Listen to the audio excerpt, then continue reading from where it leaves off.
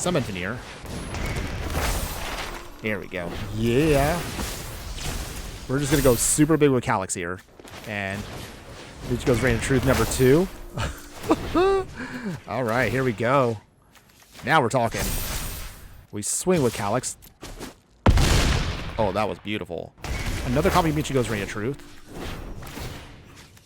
Pump, pump, pump. We can get back Fable of the Mirror Breaker. Oh my goodness, we have 4 sagas going on. Technically 5, but oh, okay, opponent. I guess they've had enough.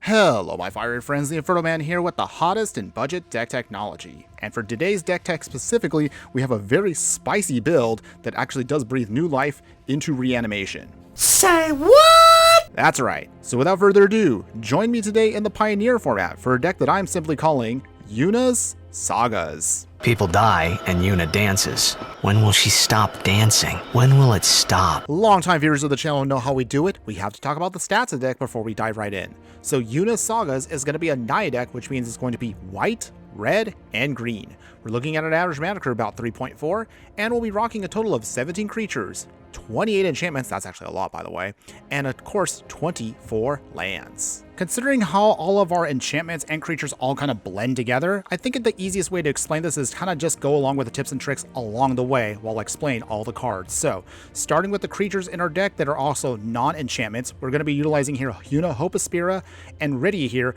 to bring back our enchantments and get them out onto the battlefield for free, or at least as cheap as possible from the graveyard. To support that, also we'll utilize here Calyx, Guided by Fate. I actually kind of lied. I know. Details. Hey, you know who lives in this house?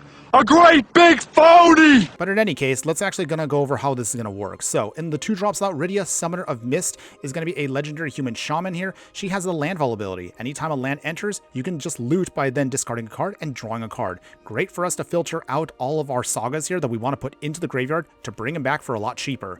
She herself also has a secondary ability which allows us to summon with X and tap her, which means you can bring back a target saga card with a mana value of X from your graveyard to the battlefield with a finality counter on it. It will gain haste until end of turn. While the finality counter does seem a little scary to have, it's actually not a big deal because we have more than enough enchantments to then make this work just the same. To support that, of course, the real star of the show is going to be Yuna, Hope of Spira. So let's talk about her for just a moment. This card here is an amazing one, by the way. Yuna, Hope of Spira is a 5-mana, 3/5 legendary creature, human cleric. And it says, during your turn, Yuna and enchantment creatures you control have trample, lifelink, and ward 2. What an amazing amount of value, by the way. And it also says at the beginning of your end step, return up to 1 target enchantment card from your graveyard to the battlefield with a finality counter on it. So as you can kind of tell from this card, just like Rydia here, we want to start bringing stuff back from the graveyard to the battlefield, and Yuna holds the whole deck together because this allows it to bring them back for free. The finality counter, as I just mentioned earlier with Rydia, does seem a little iffy, but we actually don't care too much about that because with her protection ability, that means our enchantment creatures will stick around at least a little bit longer, at least a turn or two, just before they can finally get their full value. To make sure our game plans can still go off and also give us the pump we need to push through that damage, because we do have also trample and lifelink to benefit from, that's why we also have Calyx. Calyx, Guided by Fate here, is a 3-mana 2/2 legendary enchantment creature, human druid. With the constellation ability, that means that anytime he or another enchantment we control enters, put a +1/+1 counter on any creature we control. Whenever Calyx or the enchanted creature we control deals combat damage to a player, you can create a token that's a copy of a non-legendary enchantment we control, but you can only do this once per turn. What an insanely powerful card. If we can start making extra copies of all of our sagas, the finality counters that Yuna or Rydia put on them won't even matter because we'll just get more and more insane value out of it. So that's more or less the gist of how it works. But what enchantments do we want to take advantage of with these colors? Well, fortunately we have a great hodgepodge of mix and match of pump and extra ramp and extra card draw. It's literally a pile, everyone. You're going to see right now in a second what I mean by that. So rather than try to cover these between non-creature spells and creature spells because all of our sagas and enchantments and creatures all kind of blend together, the simplest answer is we're just going to go over all of them all in one go. So starting in the 2-drop slot, we have Michiko's Reign of Truth here, one of my favorite sagas here. It starts off by just giving us pump, +1/+1 for each artifact and our enchantment we control, which is great for our deck because we do make both. Once it flips, it becomes Portrait of Michiko, which gets +1/+1 for each artifact and enchantment we control. And also technically this does trigger off again Calyx because it flips from one enchantment into another. So you get a lot of extra value with this card. Bitter Reunion, 3 copies of this. This can help us again discard cards because we want to discard certain enchantments like Summon Bahamut, which we'll talk about in a second here. Allows us to then draw more cards. We can then sacrifice it later on for 1 mana and then give all of our creatures haste until end of turn, which is an amazingly powerful way to close out the game very quickly against opponents.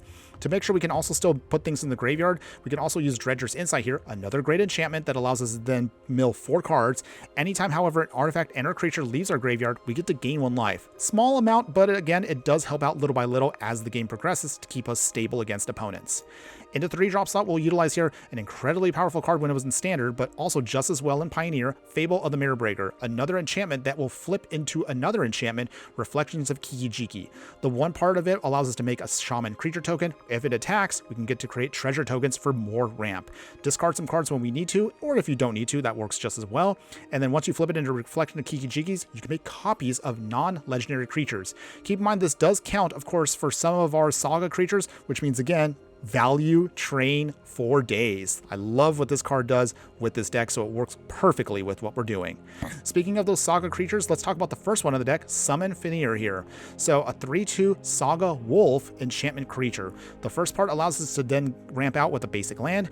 Then after that, we then cast our next creature spell to get a +1/+1 counter added onto it when it enters the battlefield. And then finally, the last part allows us to draw a card if we control the creature with the greatest power or tied for the greatest power. Usually part 3 doesn't go off too often, but it's just a nice bonus. We realistically just want this for the ramp itself. Befriending the Moss is going to be in the 4-drop slot here, another creature that's originally a Saga, and then it flips into an enchantment creature.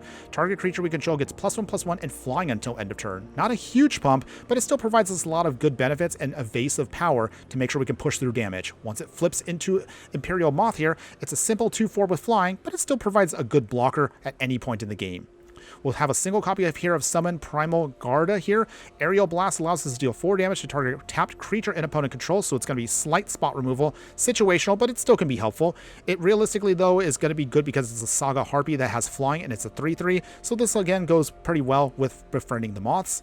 The secondary and third ability allows us to give a creature we control +1/+0 and flying until end of turn. So kind of the same thing as Befriending the Moths, but we just want a single copy just because of that situational bot removal it does provide for us. And finally, in the rest of the 3-drop slot here, we'll have Corvault and the Noble Thief. For the first 2 parts of it, create treasure tokens, which goes again synergistically well with Michiko's Random Truth and all the ramping we're going to need to then cast all of our spells. But the third part here is really bad here against our opponents because you can exile the top 3 cards of an opponent's library and you can play those cards this turn. This means that you can steal their lands and their other spells, and with the amount of ramping we could do, this is an incredibly powerful card for our deck. But if you want to go super crazy beyond that, going into the 5-drop slot, we'll have Tales of Master Seshiro here. For the first 2 parts of this, you get a +1/+1 counter on a target creature or vehicle we control. That'll gain Vigilance till end of turn, so this means we can protect ourselves on the backswing, and then once it flips into another enchantment creature, it becomes Seshiro's Living Legacy, an enchantment snake warrior 5/5 with Vigilance and Haste. Great target to do a lot of heavy damage once we have everything else going on with Yuna, Calyx, and Rydia as well. But of course, the real true star of the show with Yuna and the dream we want to get is to bring out Summon Bahamut. So I want to talk about this card specifically because it's so insane for what it does. Summon Bahamut is a 9-mana enchantment creature Saga Dragon. It's a 9/9 with flying. The first 2 abilities allow you to destroy up to 1 target non-land permanent. Once you get to part 3 of the saga, you get to draw 2 cards, and the final part at part 4 is Mega Flare. This creature will deal damage equal to the total mana value of other permanents you control to each opponent. So you can do massive damage, and this is just great value at any point in the game. Considering how much ramp you can do in this deck, you actually could hard cast this if you really had to, but the dream of course is to then discard this into the graveyard, bring it back with Yuna or Rydia. It may have a finality counter, but then you can also make copies of it with Fable of the Mirror Breaker or Calyx, and then you can just go to town with it. So even though we only have 2 copies because it is a budget deck after all, we can still do a lot of great value whether we get this card out or any one of our Saga creatures. As far as your mana base is concerned, it's going to be a little bit of a hodgepodge, but we definitely want to try to keep it as cheap as possible. So it's going to be a total of 3 plains, 5 mountains, 6 forests, and some taplands that are going to help round us out here. We're talking about Rugged Highlands, a Windscarred Crag, a couple of Blossoming Sands, and Cabaret Courtyards because we definitely want to hit the landfall ability with Rydia as we mentioned earlier. And if you're someone that is interested in taking this into best of 3, here's what I would recommend for you for the sideboard. We'll have some Artifact Enchantment Hate with a single copy of Wear and Tear. Soul Guide Lantern will be your catch-all as always for Graveyard Hate. For our spot removal, we'll be utilizing here Sheltered by Ghost, an entire playset of those, which will really help us out and also goes very well with the synergy of how this deck works. Clash of the Echions here is going to be helpful. It's a sorcery speed enchantment, but it allows us to either use it as spot removal as a fight mechanic, or you can utilize this to help just remove some lore counters from a Saga you don't control, or even add lore counters to a Saga we control just to mess with our opponent. Boros Charms here will be great for our deck here. Well, ideally, we want to use this as a protection spell to give all of our permanents indestructible until end of turn, or you can use it simply as a burn spell if you need to throw something to face, or just give one of our creatures, maybe that one that has trample, double strike to get some extra damage in. Rhythm of the Wilds are also a perfect enchantment for our deck here. Make sure all of our creature spells cannot be countered, and also non-token creature spells, which do include our Saga creatures, can come in with the Riot ability.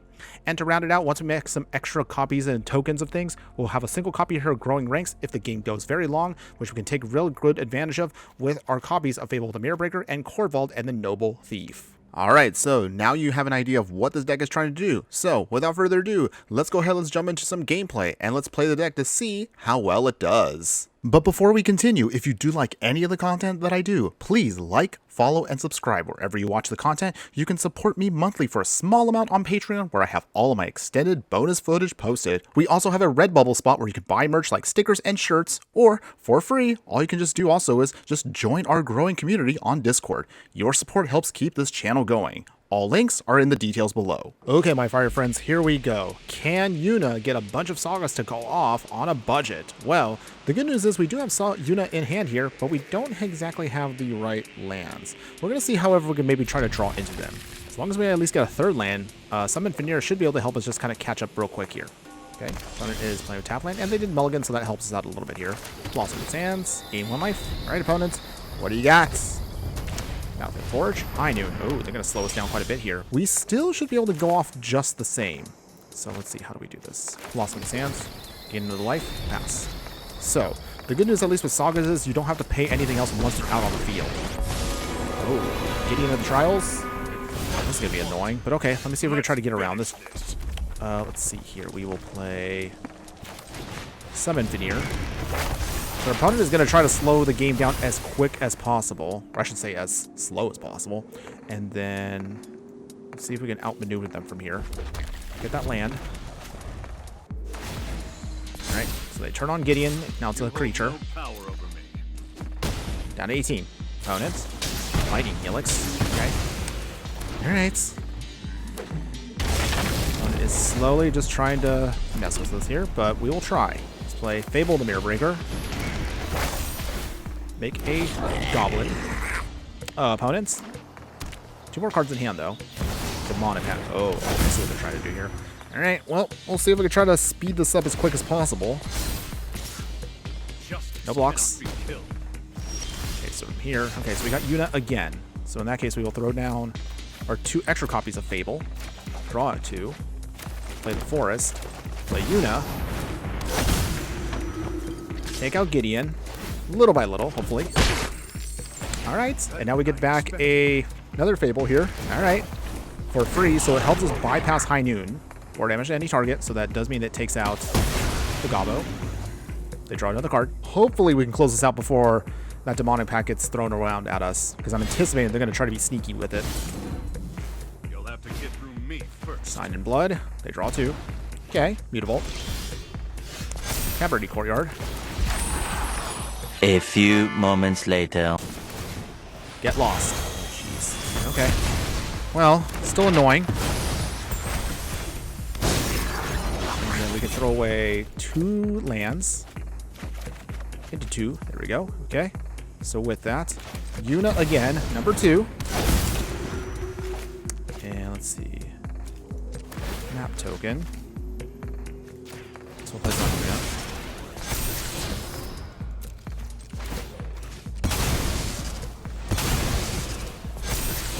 Okay, get the pump. We can't take it out, but we can still make a treasure token. Pass here. So with that, we can bring back Fable again. So make another token. Okay, opponent, you have... Let's see, they have 2 more shots before they lose here, so we have to make sure we can take out Gideon before then. Vanishing Verse. Okay. So, there goes another creature. Okay, they turn off Yuna. Anything else, opponents? Okay. So they exile. So 1 Fable flips. We can discard 2 if we want to. Throw away Corvald and Tails of Master Seshiro. More lands. Right. Rydia. Play the Cavalry Courtyard. So we do some card drawing. March of Otherworldly Light. Okay, dig it out of land. Even if we can't get the other trigger off, we can at least get the land. So we'll throw away 1 mountain, draw into another card, Rugged Highlands. Okay. Swing with both. Come on. Take out Gideon. Please? Nice. Okay, Gideon down. And then from here, we bring back Corvald Noble Thief. Make another treasure token. Okay, opponents. Okay, so they make us discard 2, but that's good for us. We don't care about losing cards. We can always just regain them back. Staff Activation. Oh, okay. Does that mean they're going to destroy their Demonic Pact to save themselves? They do. So that's good actually for us. So this buys us time. Okay. Make a treasure token again. So the good news, at least with this deck, is you can see we make so much mana. So that's the best part about this deck. The worst part is we can run out of gas if we're not too careful here. Opponents. Okay, Restless Events does turn on. Even if our opponent blows up the Kijiji, that doesn't matter because Yuna just keeps reanimating them all day long, so that's actually good for us. There we go. Okay, so with that, let's get the Befriending of the Moth instead. And then we will put it on top of the Reflection of Kijiji. Right, now it's going to be flying. Well, not for now. Ooh, shock. Arden, the Usurper. Oh, okay. Opponent's going to try to start doing shenanigans of their own. Oh. I'm in danger! Not what I was expecting, because that means they can now start bringing back their own Demonic Pact under there. All right. We still have a way of getting around them, though, so I'm not going to be too frightened. Okay, so steal their stuff. Thank you, opponent. 2 life. Let's see here. Michigo's Reign of Truth. We then go onto the Reflection of Kijiji. There we go. Big swing here. Opponent, do you have an answer? Do you block? You don't really have a choice now. All the treasures in the world, all the mana. You have to block opponent, so that's good for us. And he doesn't have any mana open for High Noon. Okay. Smashing our way through, down to 1. And let's see here. You know what? Let's get another Fable back. The sagas just keep coming. So much saga, so much value here. Look at all that mana, all those treasures. So our opponent has to use Demonic Pact here to finish off, or at least survive just 1 turn. Okay, opponent pays, wow, they paid 4 life to draw a card there. Down to 1. Zombie Triumph, that's desperation move. Opponent swings with the Yuna token. Wait, can they bring back another? They don't have any other enchantments, do they? Oh, Day of Judgment. Wow. That's annoying. Okay. It's all right, everyone. Down, but we're not out still. We still have time to get back into this fight. So, Befriending the Moss flips. We can discard 2 lands, because we have plenty of lands now. Come on, deck. We need some more action here. Rydia. That's good. Play the Rugged Highlands. Gain some life. Discard. Okay, Michigo's Reign of Truth will be good for next turn. Come on, deck. They draw 2. And 3. Oh, man, we're so close to closing this out. We just need to hang in there just 1 more turn. We keep getting stuff ahead of us here. Okay, Restless Events. They swing. They keep drawing and discarding cards. Opponent is getting a little desperate here because they need to hang on as much as possible. If we can get them with the Michigo's Reign of Truth here, I think this might be game. We flip both of these sagas. All right, and thankfully all those treasure tokens do pay off here. So this is it. Did we win? On the Imperial Moth. Opponent, you have one card in hand. Do you have an answer? Because we're about to swing in with a giant moth. And there you go. That's game, everybody. Yes, victory. All right. Woo! Man, I thought we were going to lose that one there. We came really close there, but we managed to pull through. Sagas under Yuna gets us so much value. Okay, my fire friends, here we go. Can we go off with a bunch of sagas and creatures to make a bunch of enchantment value out of them? Well, we don't exactly have anything we want to cast yet, but maybe if we can get at least one more land, this shouldn't be too bad. We just need to hopefully get through at least a couple turns. All depends on what our opponent's playing. Okay. Den of the Bugbear. Okay. So far, nothing major. Fail the Mirror Breaker looks like it's going to be our go-to for now, but hopefully that can get us at least one treasure token, then we can start doing our thing. Nothing yet from our opponent. Interesting.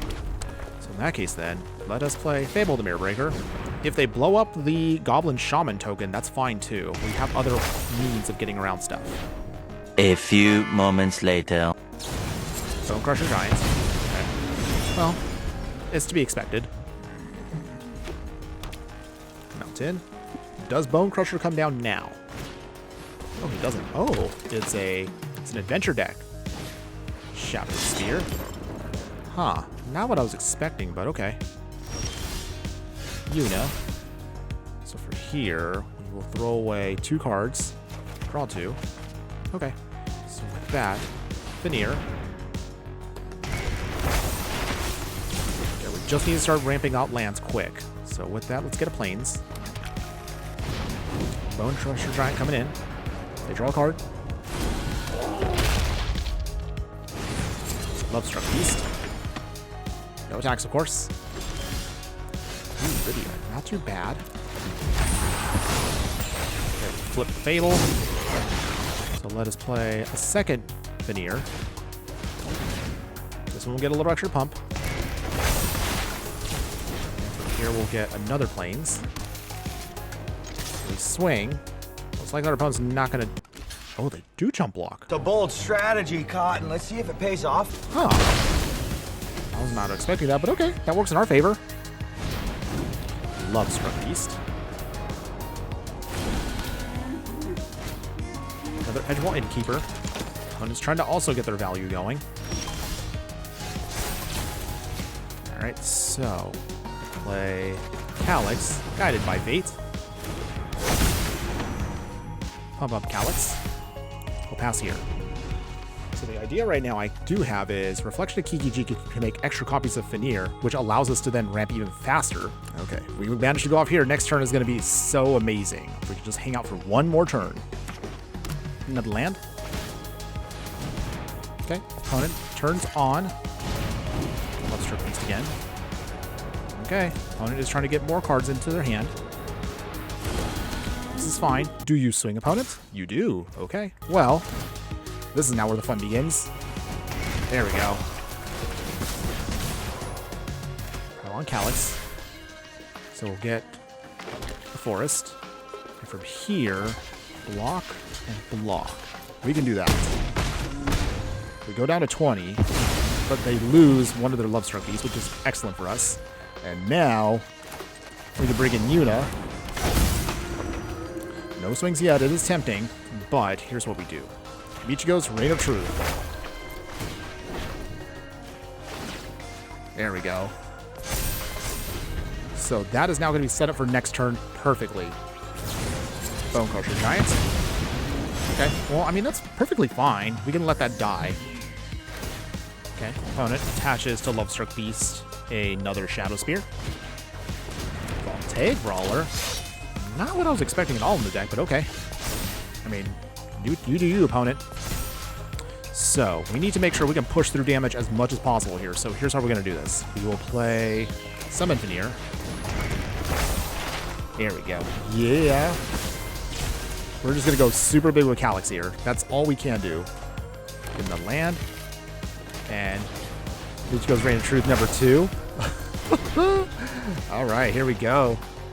Now we're talking. Dredger's Insights, because why not?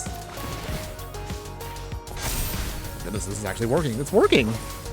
Get our planes back. We swing with Calyx. Oh, that was beautiful. 15 to face. They're down to 10. All right, so another copy of Michigo's Reign of Truth. Pump, pump, pump. And from here, we can get back Fable of the Mirror Breaker for more value. Because why not? Oh my goodness, we have 4 sagas going on. Technically 5, but oh, okay, opponent. I guess they've had enough. So there we go, everybody. We didn't get the full massive value there, but you kind of got an idea. That's a ton going to our opponent's face there. Okay, my fire friends, here we go. Can we summon back from the graveyard to the battlefield a ton of Saga creatures using Yuna? Well, the good news is right now we don't have Yuna, but we do have Rydia, so that can help us at least filter through our deck to get everything into the graveyard. So let's keep this hand. Hopefully we can just start ramping out like crazy in a bit. Unless our opponent plays super hyper aggressively. Well, this stinks. Okay.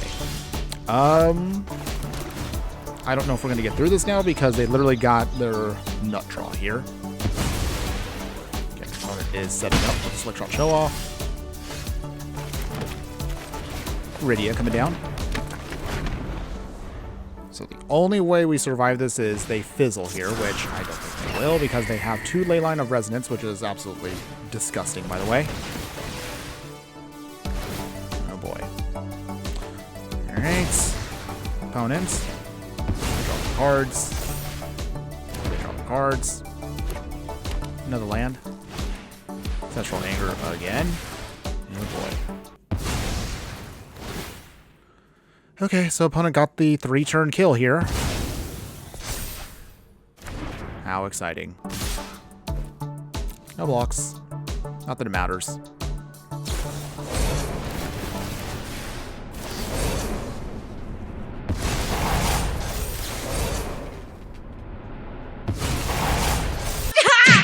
Stop! He's already dead. Well, this is still a thing to deal with every so often, but I mean, it happens. Sometimes you just get the nut draw, sometimes you just fizzle, and sometimes you just get set up with a horrible, horrible deck to face off against. And there you have it, everybody. So that was Yuna Sagas for you on a budget. You just saw the gameplay right now, so I just want to ask you right now, what do you think of the deck? Would you play this deck in any way, shape, or form? To be perfectly honest, I really love what this deck is trying to do, and I love that it provides a nice breath of fresh air to Reanimator decks. Granted, not to say I don't like Reanimator decks, some of them are a little boring, but realistically, I love this one because this is actually in colors that we usually never see for Reanimation. I mean, when you think of Reanimation, usually you think maybe mono, like blue, Dimir, mono black, like Rakdos, all kinds of colors that usually involve those. But because this is Naya, a lot of people don't realize how much value you can get from the package that we put together today. Having said that, I do remind you that, again, one of the biggest weaknesses to our deck is we're very, very slow. You kind of saw that in the last bit of gameplay that I kind of showed off there, which, again, makes the deck look absolutely bad because we're super slow. But I want you to keep that in mind if you do want to play this. This is a good mid-range pile if you do want to play against other mid-range decks or sometimes even control decks, because some of the value you get is free, so it doesn't cost you much to get around certain things that your opponent may throw at you. But again, when it comes to fast decks, you might end up losing quite a bit, so keep that in mind. Now, having said that, if you do like the deck and maybe you want to take it to the next level with a bunch of extra rares or mythics, stick around for just a few moments, because if you made it this far into the video, you are my true fire friends. And because of that, I want to show you how you can take this deck to the next level. Now, in terms of upgrades to the deck, here's what I would recommend for you to get the more value out of the deck. So, we're actually going to be shuffling around a couple of things to make room now for Showdown of the Skulls. We'll add in also the Elder Dragon War, so it's a small little wrath for us to get you also a dragon, and also to help you get more better card draw. Showdown of the Skulls here also kind of does the same thing there. We're literally just putting in a ton more sagas that'll just help you filter through your deck to get you to the exact sagas you really want to need. Ideally, of course, you want to try to get to Sama and Bahamut as fast as you can. Granted, of course, you can put in actually a whole set of them if you want to, and if you're gonna do that, you might as well just, I would say, maybe get rid of another Corvald and the Noble Thief. Maybe you could trim down an extra copy of Yuna. The reason why I don't have it here, as you can see, I have run out of Mythic Wild cards, so that's the reason why I do not actually have in a whole playset here. So all of these extra sagas, it just kind of helps you, of course, just filter through your deck as quick as possible. But if you want to get right to it, you can also add in, of course, copies of Search for Glory here. This allows you to dig out a saga card specifically, and you can also gain some extra life if you actually want to put in some snow permanents. That's going to be up to you if you want to do that. Realistically, all you just need this for is just to dig out the saga you are hoping to then cast off. Otherwise, your only other change is going to be Elspeth Conquers Death here. Same thing, it just helps you, of course, exile a permanent opponent controls with mana value of 3 or less. Kind of slows them down with the second part of the saga, and of course, it can allow you to bring back a creature or planeswalker card from any graveyard onto the battlefield, giving it either an extra +1/+1 counter or an extra loyalty counter on it. If you want to upgrade your mana base, here's what I would also recommend for you. It's mostly going to be the same standard fare. We're going to trim down to the basics in terms of your plains, mountains, and forests, so 3 of each. We'll then throw in a bunch of shocklands to give you more value out of the deck, so Stomping Grounds, a Sacred Foundry, some Temple Gardens here, an entire set of Jetmir's Garden here, which is great for us as a fixed tri-land, but also you can cycle it when you don't need it. And of course, your upgrade to the actual fetch land here will be Fatal Passage. It's honestly the best one you can use, and also helps you out, of course, with Rydia's ability just the same. In order for us to have all of our sagas go absolutely nuts all at the same time, we'll also throw in a single copy of Karn's Bastion here.